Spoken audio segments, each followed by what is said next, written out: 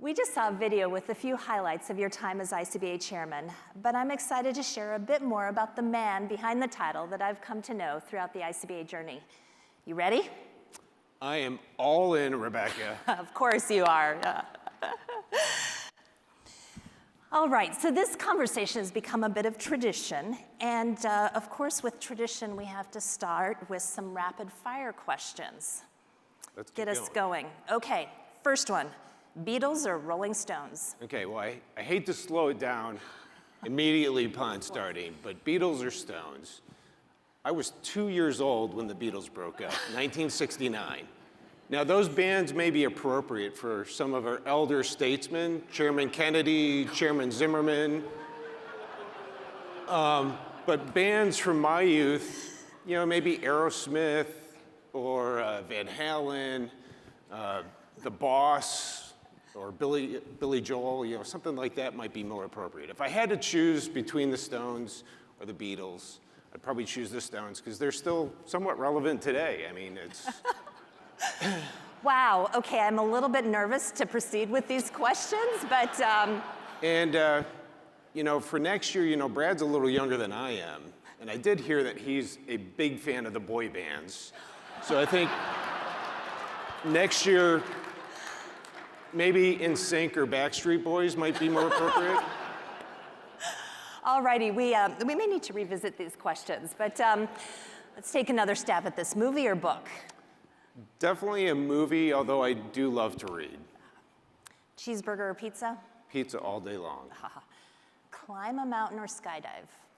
So this one I thought long and hard about. So I would like to, being the adrenaline junkie I am, I would like to skydive into the base camp to hike up to the mountain. Of course you would. All righty then.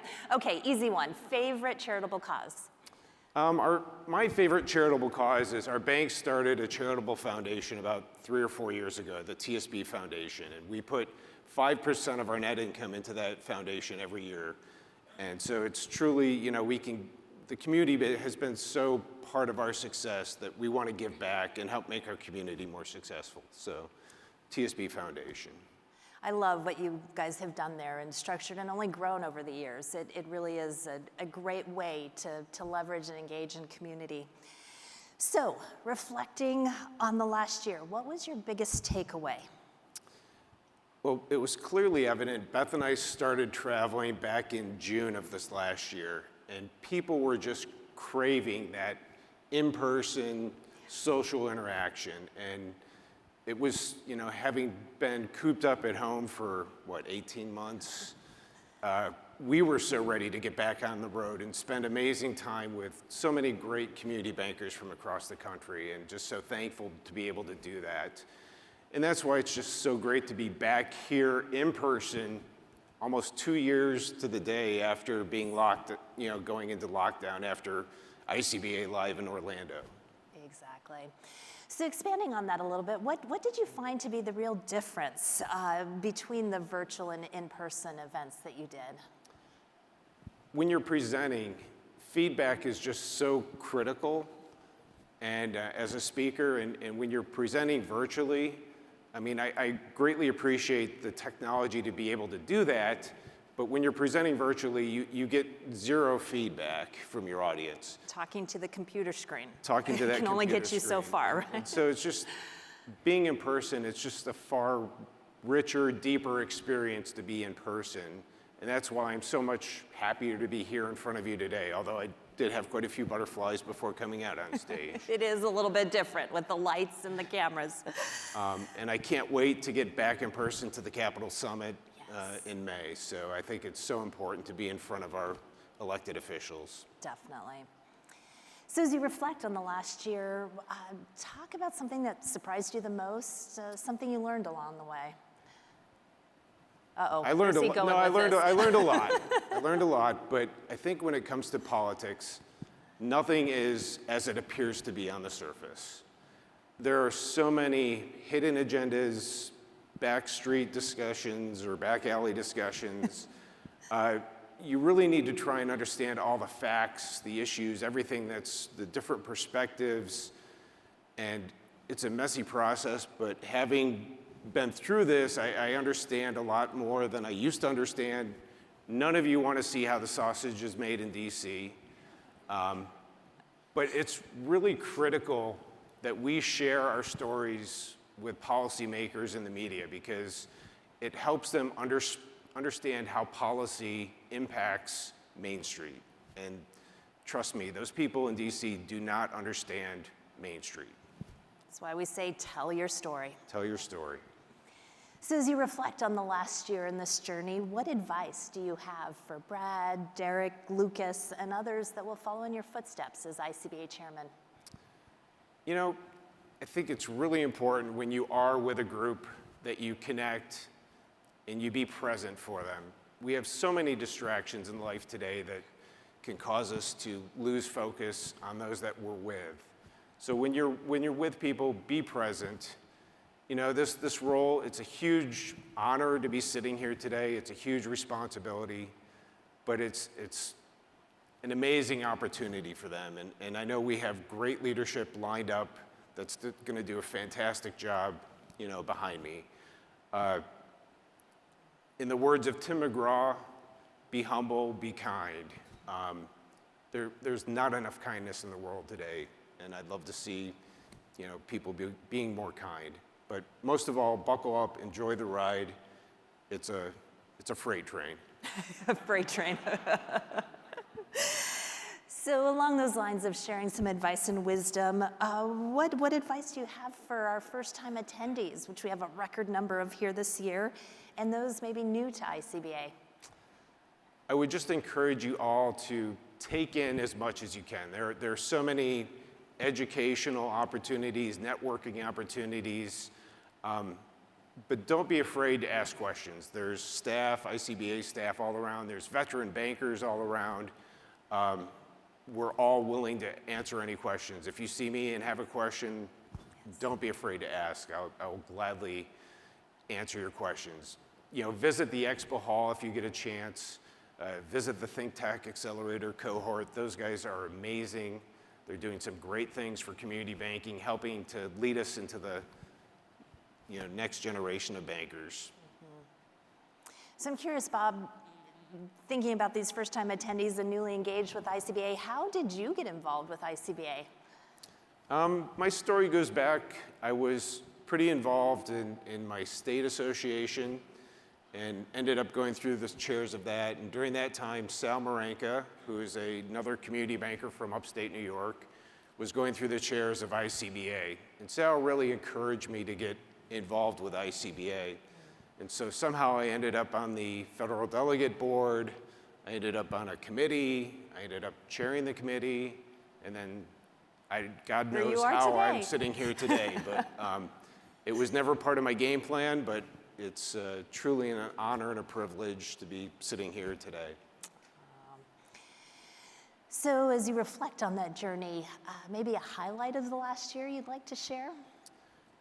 You know, we had so many fantastic trips with amazing bankers from everywhere, but I think the most memorable time that we had was really when we were in Montana this last year, and Beth and I had never been trap shooting. Actually, Beth had never shot a gun before. And so we went trap shooting, and we had a couple of community bankers, Lauren Brown and his wife, Michelle, that were our instructors. And they were excellent instructors, very patient. And we just, it was such a fun time. And I hope maybe as I have some spare time after my run here, I'll be able to get maybe into some trap shooting or, you know, clay pigeons. So. You never know where your adventures with ICBA will take you. I love it. After your year as chairman, be curious, bring out the crystal ball here for a moment. Where do you see the industry going? You know, I think relationships are so critical to our business model, and even more important in today's Zoom hybrid world that we're living in. And looking back, you know, with PPP, community bankers, we really showed that we were all in, all hearts for our customers and our communities. I mean, we all knew we were going to participate in PPP before we even knew the details of what PPP was. We just showed that we have amazing concern, compassion for our communities, and it differentiated us from our competitors who were trying to figure out the financial ramifications of what they were going to do before they did it. We knew we were in, and I think that's, we will probably continue to see some consolidation, but I think people are thriving and looking for those personal relationships. So I see a strong future for community banking. Couldn't agree more. Bob, you often talk about the important role of political advocacy in a community banker's job description. Why do you view it that way? I think I can blame my father for this one. He took me on trips to Albany, New York, and Washington, D.C. very early in my career when I started at the bank.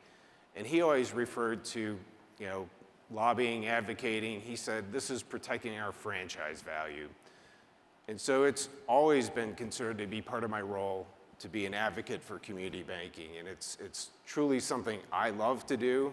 But I think we need all of us to advocate together. And so I encourage all of you to work together, advocate on behalf of community banking, because together our voice is so much more powerful when we're all advocating together.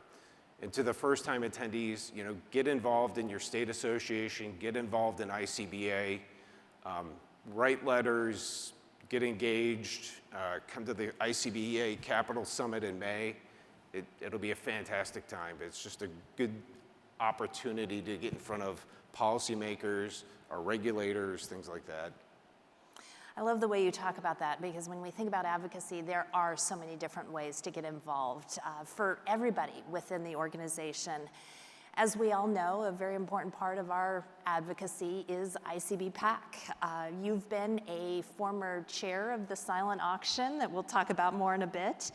You also were chairman of the ICB PAC committee.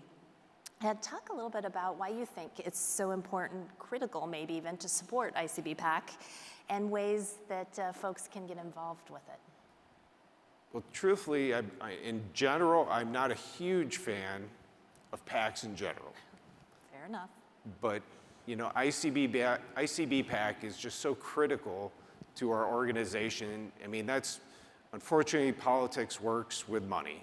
And so if all of us donating to ICB PAC is just so critically important to have our voice heard. So, I know I encourage all of you to participate in PAC. If all of our eligible bankers gave just $100, which is a koozie, buy a koozie from Mike or Ken, but we would more than double what we take in annually for ICB PAC if everybody just gave $100.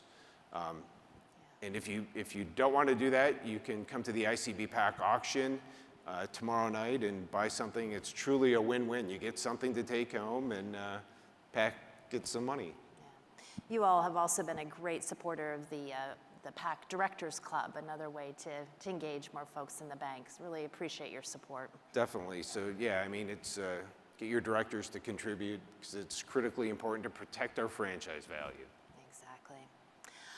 All right, Bob, I'm going to turn things over for a bit to you. Before I go, I'd like to thank you, and if you all would help me once again, thank Bob for his service and leadership.